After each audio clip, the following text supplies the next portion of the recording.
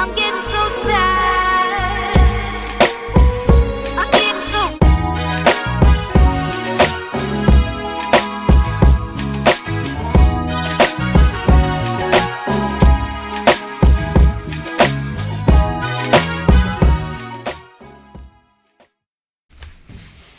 Y'all know what's going on. It's time for another episode of Doing Time with Joe. I'm your host, Joe Baker. Welcome to the show, y'all. Look here. Cole done busted Matt and his mom telling each other that they still care about each other and still love each other. And he's basically giving the green light for them to start to see each other. But they're still apprehensive about it because they haven't seen each other in years, almost 20 years. They haven't seen each other. They don't have a clue as to what they're going to feel like when they're in front of each other. Not a clue. They have no clue at all.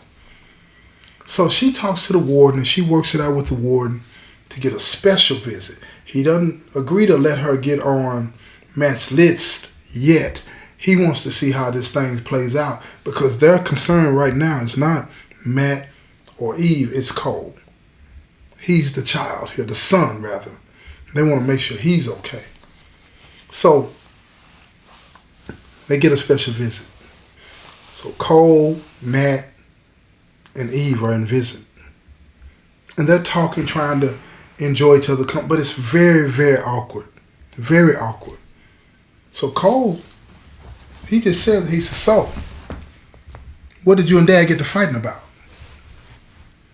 And Matt looks at Eve and he said, I already told you. We got to fighting about your mom.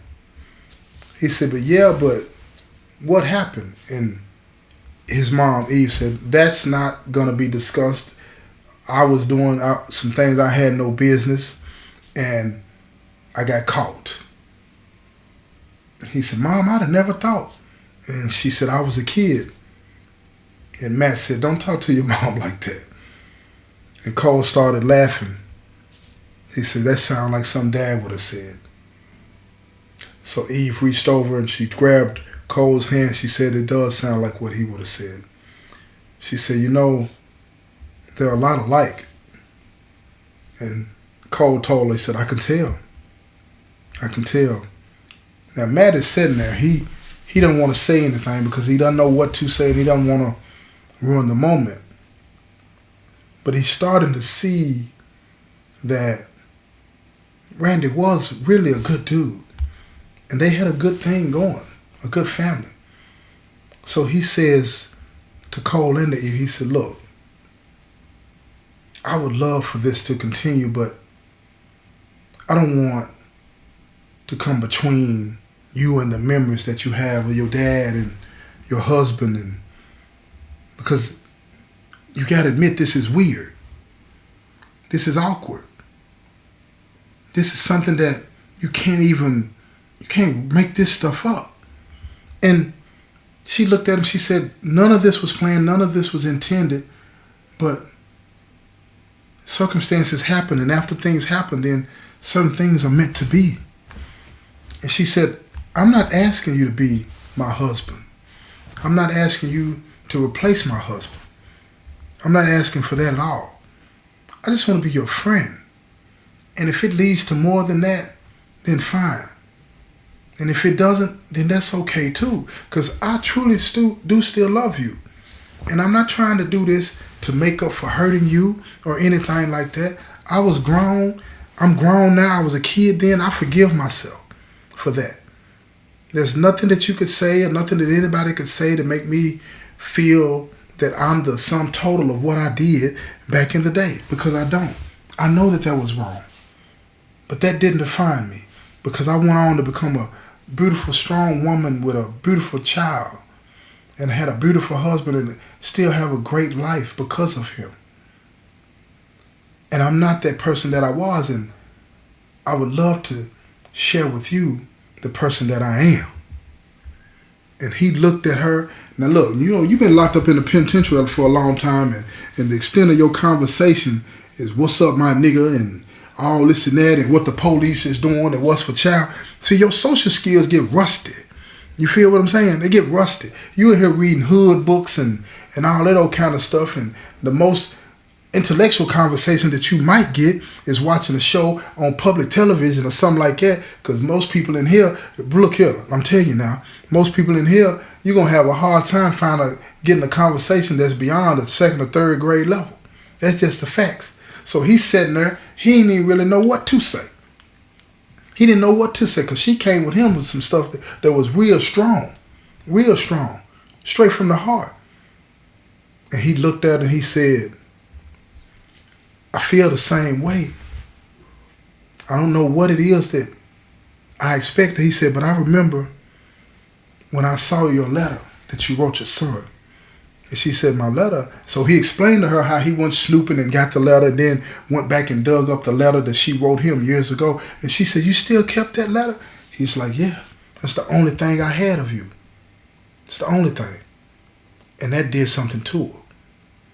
So he said, when I saw the letter, he said, I got to admit that for a second in my mind, I thought, could this be her? And if this was her, could it be that we could be back together some kind of way? He said, at the time, I didn't know what had happened to your pops and your husband. I didn't know. But I did think that. And now that I know the full scope of everything, he said, I do think that now. But at the same time, I don't want to think, I want to get caught up in the believing that something good can come from this, and it don't. I don't know if I could take it. I don't know if I could take it. Losing you once in life is enough. She said, well, first of all, let's just be friends. Let's be adults about it. And if it turns into something, then it turns into something.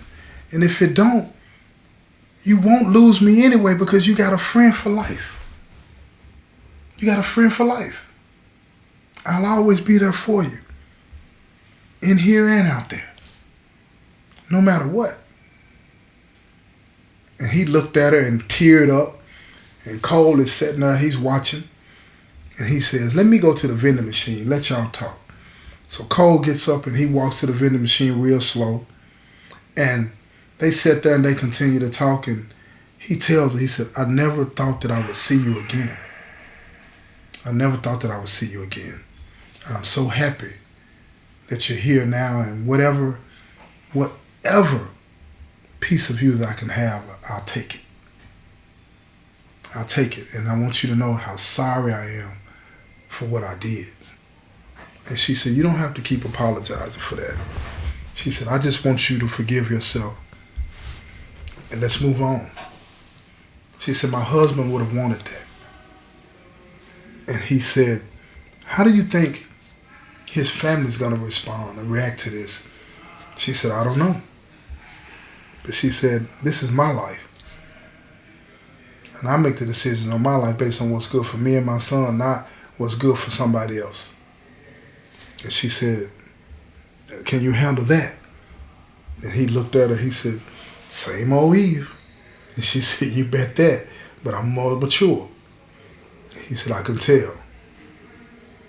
He said, well, your son's on the way back over here, so I guess we better stop talking like this.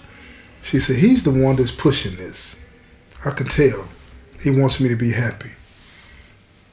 Matt looked at her and said, I want him to be happy. She said, take care of my son. Take care of my son in here until he gets out. And she said, how much longer will it be before you get out? He said, it'll be a while. She said, well, however long it is. She said, I got you. I'll be here for you, whatever you need. All you do is call me. He said, I will. She said, I mean that. She said, I'm going to talk to the warden about getting on your permanent visitation list so I can come and see you from time to time. But don't worry, I'm not going anywhere. At the minimum, you got a friend. Anything beyond that, that'll be up to you. He said, that's all I can expect. That's all I can hope for. So now Cole's back at the table, and he's sitting down with him, and they're getting ready to wrap the visit up. So he asked his mom, to make sure she put some money on his list and things like that. And he told her what he needed her to order as far as clothing and stuff like that. She said she'd take care of it. She asked Matt, did he need anything? And he said, no, I'm good. And then coal in the seat and said, yes, he does. He need what you get me, get him, you know. And she said, you still wear the same sizes. I see you haven't got too big around the waist. And he said, well, just a little bit. And she stood up. She said, well, you got anything to say about me? And he said, still the same old Eve, with that slight smile on his face. And she looked at him. She said, you better know it. Then she left the VG, and they went back to the pod, and they sat in the cell, and they continued to talk, and they continued to learn that each other, and come to understand that, you know, in life, things are going to happen. Things are going to happen. And I wanted to tell y'all this story because the same way they came to learn and understand that things are going to happen, you got to do the same thing out there. Some weird stuff is going to happen to you in your life. And a lot of times you're going to feel like it's something that cannot be forgiven, cannot be overcome, should not be overcome, and should not be forgiven. And what I want you to understand is that's not true.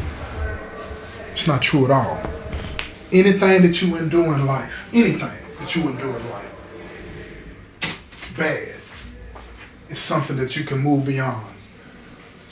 It's still going to take a lot from you. Y'all got to excuse that. That was the police walking past me while I'm here on this phone. So that's what you heard in the pod and all that, right? But anyway, the point I'm getting back to is this. Nothing that you experience in life is going to be so weird that you can't move beyond it if you want to. When you stop allowing other people to interfere with your mindset and what you should do and what you shouldn't do, meaning you might have some friends or family members that think you shouldn't forgive somebody, but you got to remember, they're not going to have to answer for your unforgiveness. You are. They're not going to have to live with your issues of not being able to find happiness and peace. You are. You want to find happiness and peace? Sometimes you're going to have to do the things that seem to be hard but are quite easy. Quite easy. If you give it a chance. I had to find that out. I've had a lot of things that happened to me that I feel like I deserve to happen. And I would allow myself to be punished and ridiculed in ways to where, you know, it made me feel more comfortable hiding in the shadows. And let me explain what I mean by hiding in the shadows. See, when you come to prison, you get to hide in here. Hide behind whatever facade that you want to create. Gang member, drug dealer, whatever the case may be. And you don't have to ever accept responsibility. You don't have to ever step back out there again mentally. You don't have to step back out there physically if you don't want to. You create this whole new being for yourself. And you hide behind that. And I was comfortable doing that. When I stepped outside of that and I put myself back out there, I had to accept that the easiest path for me would be to forgive myself, because without that forgiveness, I felt like I deserved to be mistreated. I deserved to be ridiculed. I deserved to be somebody that was not deserving of the things that are happening for me now. Even though I was running my own business and writing books, I was struggling trying to get past the idea that I don't deserve this. Now I'm past that. I deserve everything that's happening for me and to me because I am working for it. Honestly. And the decisions that I made in my past, those decisions that hurt people, again, I'm sorry for that. But that's not who I am. The decisions that I made don't define me. They do not define me.